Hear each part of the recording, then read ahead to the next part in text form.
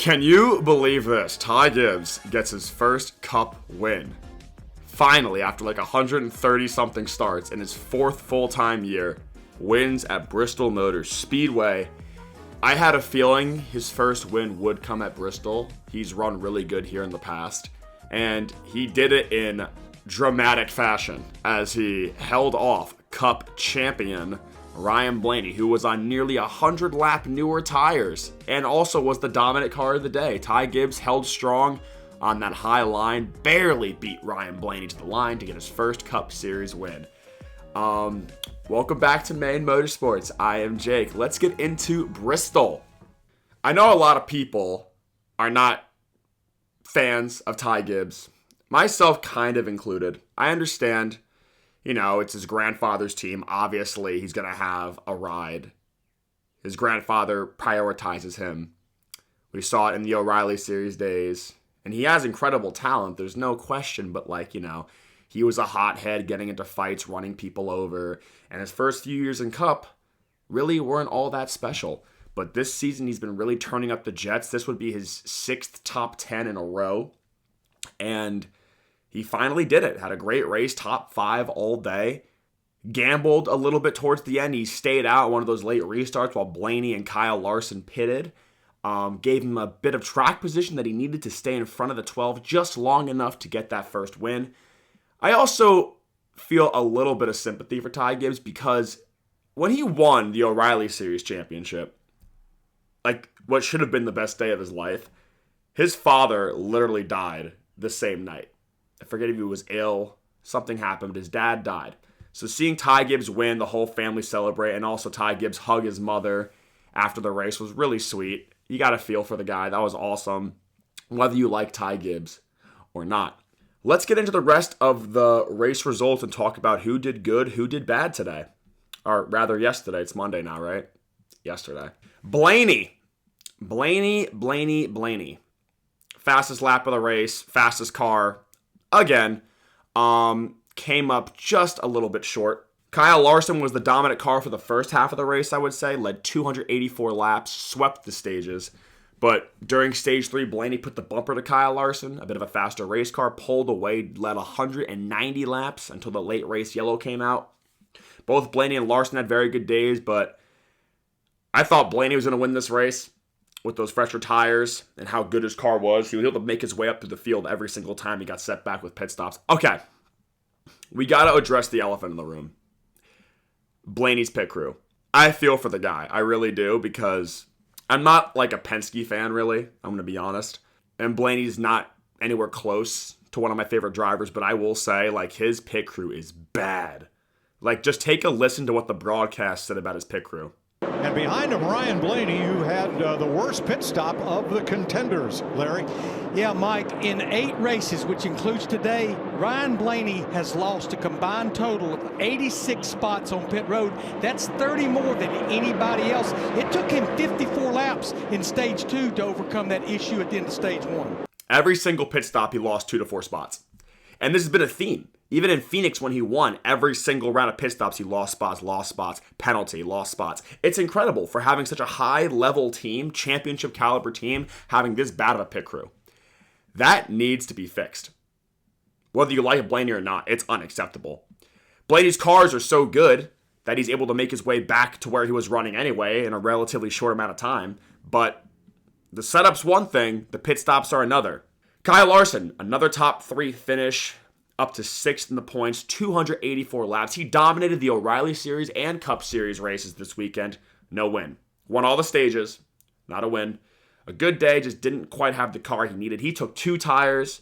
When Ty Gibbs stayed out, Blaney took 4. Blaney on the 4 tires was able to pass Larson on 2, but Blaney could not pass Ty Gibbs, who was on no new tires. A pair of Toyotas round out the top 5. The dominant Tyler Reddick, 4th place, his first top 5 that isn't a win this season. He has 4 wins and a couple top 10s. This is his first top 5 that isn't a win. And Chase Briscoe, a much-needed good 5th place run. I predicted Chase Briscoe would have a top 5 in this race. Yay for me. Here's a huge one. Todd Gilliland finishes 6th. He was running sub-20s all day. I want to talk about the tire wear and the overall racing in a little bit, but Todd Gilliland gambled. He stayed out I believe, or took 2 tires on a pit stop and was able to maintain that track position for a long period of time to bring it home in 6th place. That's great for Todd Gilliland. Wow. Joey Logano, 7th, a good run for him. Ryan Preece led RFK with an 8th place finish, always a good short track racer. And then Denny Hamlin and Carson Hocevar, solid days, 9th and 10th. Let's go over some other notables. Bubba Wallace, after his Martinsville meltdown, came back for a solid 11th place finish. Good for him. Daniel Suarez claws out a 12th place finish. He was on multiple occasions about to go a lap down, held his own, never went a lap down. He might have got the free pass once, but gained a few spots on those last couple restarts, brings it home in 12th. He beat every single Trackhouse car. Again, interesting. He's doing a good job. Suarez is 15th in points right now. Fingers crossed. Chris Buescher, 13th. Keselowski, 14th. All RFK cars in the top 15. AJ Allmendinger, shout out to him. He was practically like melting in his car. He said his feet were practically on fire due to the brakes getting really hot. Good for him. Solid finish for AJ Allmendinger despite that setback. Cindric, 16th, the worst of the Penske cars. Stenhouse, a quiet 17th. Austin Dillon, 18th. Zane Smith, 19th. And Ross Chastain rounds out your top 20. Interesting because Ross Chastain was running second for a while in this race. Had good pace in the first half, top 10 pace. Trackhouse has a lot of work to do. They've been very off this year, no question. I believe he was the highest finishing Trackhouse car. Let's go over a few more notables towards the back of the field. I want to get to Alex Bowman real quick. In his big return, unfortunately, he was involved in a big crash with John Hunter Nemechek and Shane Van Gisbergen. Not Bowman's fault. SVG just got loose by himself. Bowman nowhere to go, but like when you're running 25th to 30th with all these cars in front of you, it's going to happen. Not the return Bowman wanted. Josh Berry actually had some good pitch strategy. I believe he took 2 tires, or he might have even stayed out in stage 1. Got a bunch of stage points that way. Was running like 20-something. I think he hit the wall late. 32nd for Josh Berry. Here's a big one. William Byron, 30th. I don't remember if he wasn't able to qualify at all, or if he just got penalized and couldn't qualify. He started towards the back, and this being a very track position heavy race, he got swamped. Went a lap down, went 2 laps down. Never had any track position. Once you go 2 laps down that early in a race, you're not going to really recover. It's very hard to do that. And unfortunately for William Byron, 30th place. A few other notables I want to talk about. Riley Herbst and Kyle Busch, 21st and 25th. Riley Herbst spun out Kyle Busch earlier in the race. And about 200 laps later, Kyle Busch gets his revenge, racing for 25th. Both cars, not good days. Herbst was up front actually early. He qualified 4th. I don't think anybody expected Riley Herbst to qualify 4th. It did not last. Finishes 21st. That's good for Riley Herbst, but like still, he spun Kyle Busch. Kyle Busch spins him out. Chase Elliott, 22nd, spun out by himself. That caused those late race restarts. Eric Jones was involved in the Kyle Busch spin. And one more guy I want to go over is Christopher Bell. He finished 2nd in stage 1. Had a very good day going. Unfortunately for him, he had a speeding penalty, got caught back in traffic, just overshot the corner, got loose a little bit, too much throttle, bam, into the wall, crashes, finishes 27th. Had a great day going, not the results he wanted. Overall, this race was decent. Bristol does not quite have the magic it did in the Gen 6. The next-gen car has been known to struggle at short tracks and road courses. I know they ran the low downforce package, more horsepower, a little less downforce, and it did help. It was much better than the spring race last year that literally nothing happened. Tires mattered in this race to an extent. But you saw guys would be on 50, 60, 70 lap older tires, stay out, and they can maintain their own for a little bit. They can stay up front. Ty Gibbs was on 100 lap older tires than Blaney. And yet Blaney was deliberately faster. But in any other era of like racing, Blaney's going to blow by him. But Ty Gibbs was able to put up a fight on those older tires. Even Kyle Larson on 2 tires late wasn't able to pass Ty Gibbs with no tires. I think Ty Gibbs drove the wheels off that car, gambled a little bit, got lucky.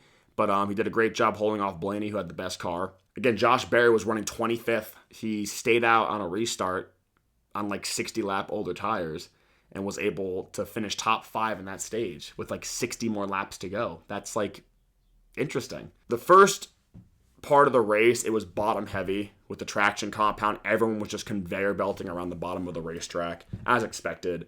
But once people started going to the outside, multiple grooves formed. The racing got better. We saw some passing for the lead. The finish was great. It's one of the best Bristol finishes I've seen. You can't ask for more. A side-by-side finish in overtime. And also the laps leading up to that. There was that one restart with like 20 laps to go with like Ty Gibbs, Blaney, Tyler Reddick, and Kyle Larson all battling in a dogfight. That was good.